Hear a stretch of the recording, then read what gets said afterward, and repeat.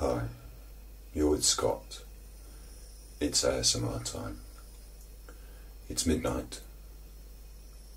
It's always midnight. Cue the music. Herb. Yo, I don't think we should talk about this. Come on, why not? People might misunderstand what we're trying to say, you know? No, but that's a part of life.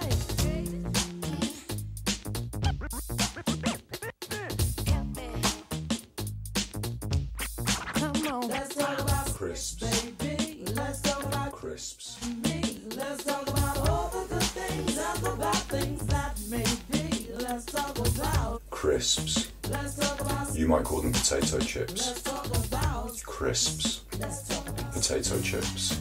Let's talk about for now to the people at home.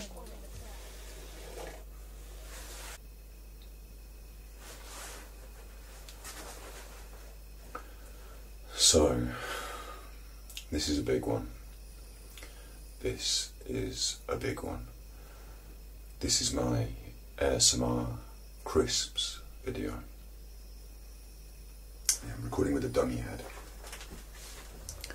This is your right ear, and this is your left ear.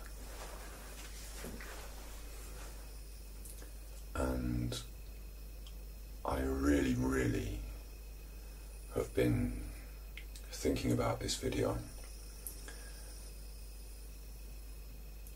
It's a big one. Recently, Walker's snack food giant, Walker's, recently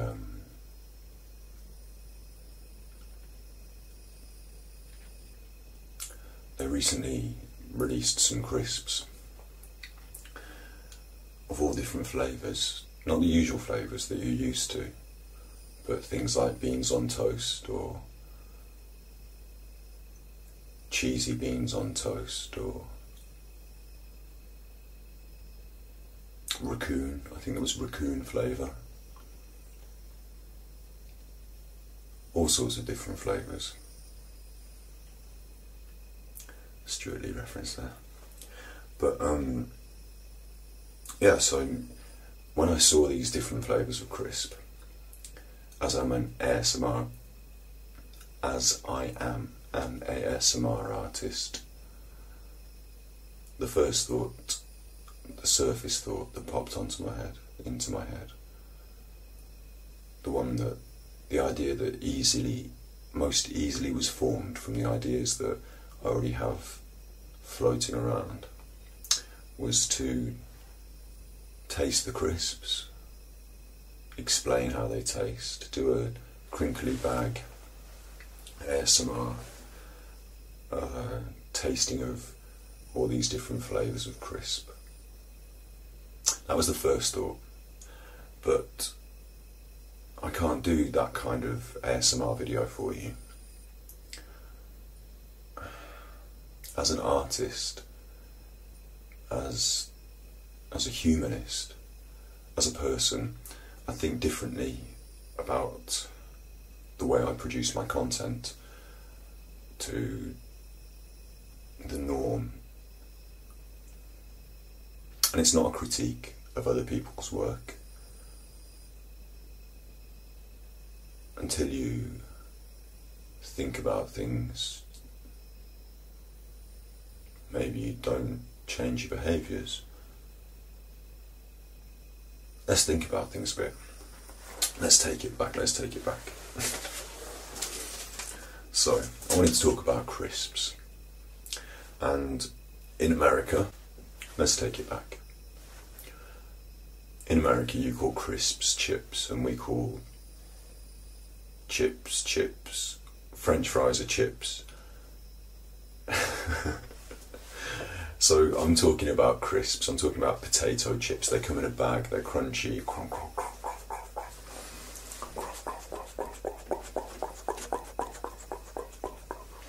Cross them up. That's crisps. Okay? Crisps were, potato chips were invented by, the story goes, a guy called George Crumb, who, I've got some notes, who in 1853, he was working in a restaurant in New York, and a customer, they wanted very thinly cut French fries, and they kept sending their order back and complaining that the French fries weren't crispy enough and weren't thinly cut enough. So George Crumb, in a fit of temper, or, well, I've added that bit, but George Crumb, he was probably cross, he sliced as thinly as he could through the potatoes and fried them hard, over-seasoned them, and sent out what he thought were inedible potato chips.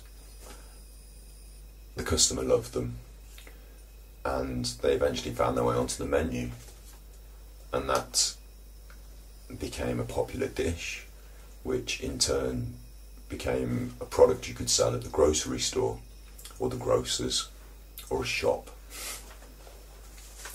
So whatever we call them, crisps, chips, I'm going to keep calling them crisps throughout this video, but you'll understand that I'm referring to potato chips if you're in America. Whatever you call them, they've become big business. Today, the world's biggest producer of crisp giant Walkers. They're a British company originally, but they're owned by PepsiCo now, and they bring in £500 million a year in revenue from crisps. PepsiCo, the company that own them, makes $600 billion a year. It's a lot of money, and crisps are a contributing part of that money. So we'll come back to PepsiCo in a little bit. But let's talk about this different flavours of crisp, the excitement, the marketing campaign, the forces that are at work. Walkers, giant company Walkers, invest lots of money into finding out what flavour of crisp you like best, so they can sell them to you, so that you'll buy more. It's interesting when you think about the production of crisps, that they're in themselves quite a bland and flavourless product. So Walkers in their laboratories and other companies, the food scientists, they work with chemical processes to design flavours. They design these flavours to touch the nerve, to reach that part of your psyche that craves a certain flavour. The reason you crave those flavours is because your body believes it will be ingesting something that's good for it. So you want to eat food that tastes good. It tastes good because it's good for you. But unfortunately, crisps aren't good for you. The British Heart Foundation is currently running a campaign to try and reduce the amount of crisps being fed to children. Walkers, PepsiCo, are trying to increase the amount of crisps being fed to children. Through this marketing campaign, this fun interaction with Walkers, where you can suggest flavour of crisps, where you can suggest a flavour of crisp, where you're excited to be trying the different concoctions which have all been made in a laboratory by scientists with chemicals. And to be honest, they've probably got a long line of different flavours they want to try out. It costs them a lot of money in taste tests and market research to find out which of these flavours would be popular. It costs them a lot less to have you do that market research for them by sending in your ideas and engaging with the marketing campaign. So, we'll take that back a bit again. They make these bland, flavourless crisps. They put the flavours on them that inspire you to crave them, so that you ingest a lot of crisps and they sell more. They engage in this marketing campaign to get you to engage, to get you to be an ambassador for the product. Okay?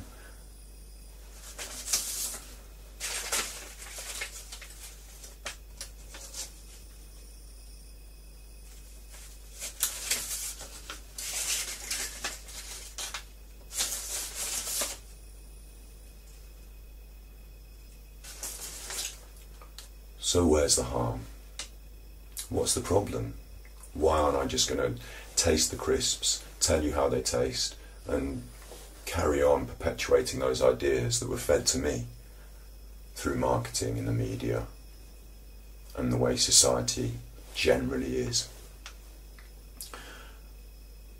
The harm, direct from PepsiCo, is that they lobby the governments of America, of the UK. They pay money to try and get their ideas and their mandate heard, pushed through, legitimised, made into legislature. They push their ideas through money, and they've got a lot of money. Their ideas include marketing to children, reduction of barriers to use of sugars, or selling of products that aren't necessarily good for people. Is that bad? I don't know. Personally, I think it's pretty bad that a big company that have their own interests at heart could be changing the way society works through government for their own benefit, rather than for the benefit of society, which I hope is what government is for, benefiting society.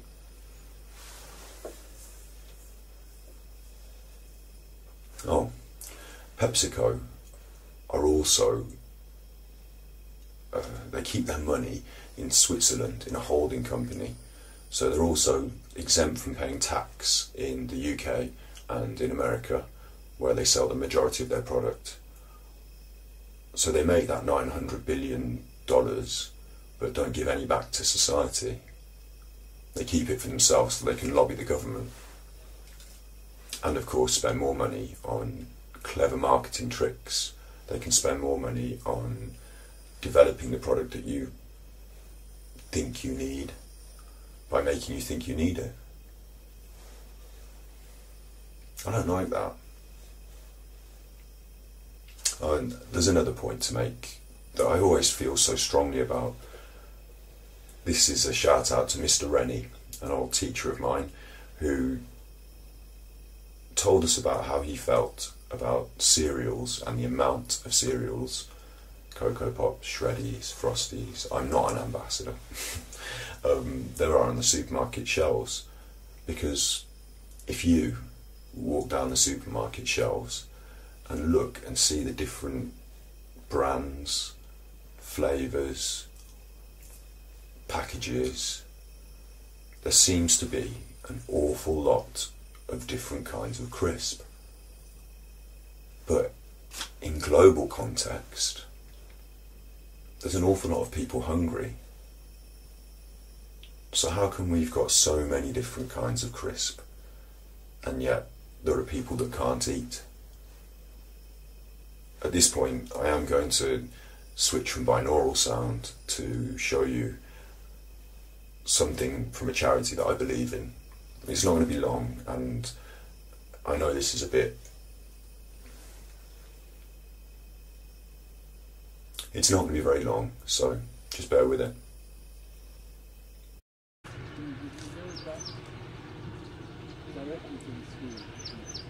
Every day when Niabel Wall thinks of preparing food for her family of 5, she has only one option: to harvest the wild grass that grows near her home, known locally as wool. The plant grows virtually everywhere in South Sudan, and it is believed to be the only weed holding the deteriorating lives of thousands of people in Upper Nile State from starvation. Once Niabel has collected enough wild grass, she prepares it for cooking. Niabel's nephew, 12-year-old Ruan Gatluak, says he is tired of eating the same thing all the time. So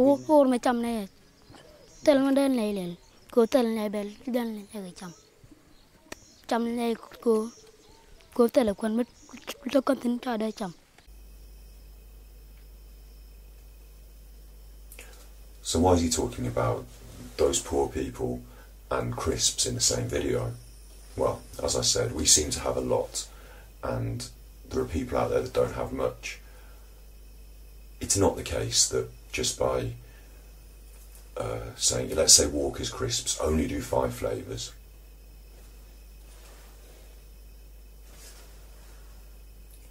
So let's say Walker's crisps listen to my video and decide, whoa, we'll only do 5 flavours from now on. Will that change things? Well, not really. Another company will step in and do the different flavours, produce the marketing, and somebody else will fill the void that's created by Walker stepping down, as long as you buy the crisps. And that's where the power lies. It's not really in your vote for a government that are controlled by a big company who can lobby them with lots of money. It's in your money, where you spend it. And if you're all excited about the different flavours of crisp and how many you can try, and sending in an email to Walkers by tasting them on your videos and telling people about how they taste, by showing the product, if you're that excited by the consumerism, by the ideas that you've been fed along with the crisps, then it will keep happening. But if you don't, if you stop buying the crisps, if you investigate the ethics of the companies behind the products you buy, then you can change the world. It's like pointillism. We're all just little dots on the big picture. But if we all change colour at the same time, we can make things happen.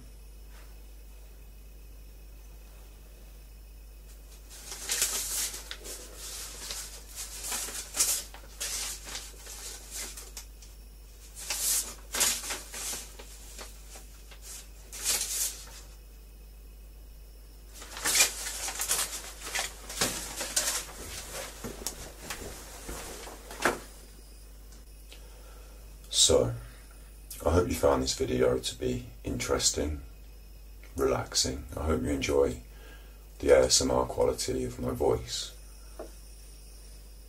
I hope you enjoy the things I've said. Crisps are very important to me. Ideas are very important to me. Products, I don't love products.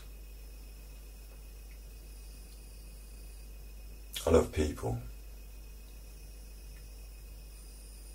I love you. And I know that you want to help. They've told you that send your money to charity, send your money here, send your money there. But really, it's not just about sending your money. It's about thinking really carefully who you send your money to every day with what you buy, with the ideas you perpetuate.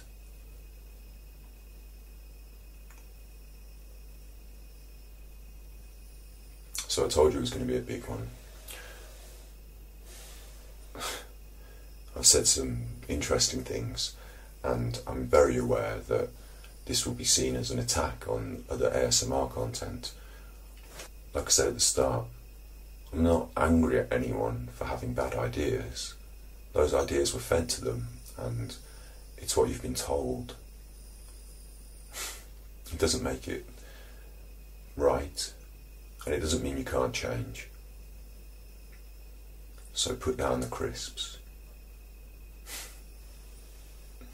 Decide if you want to stand with PepsiCo, their lobbying of the government, their non-contribution to society,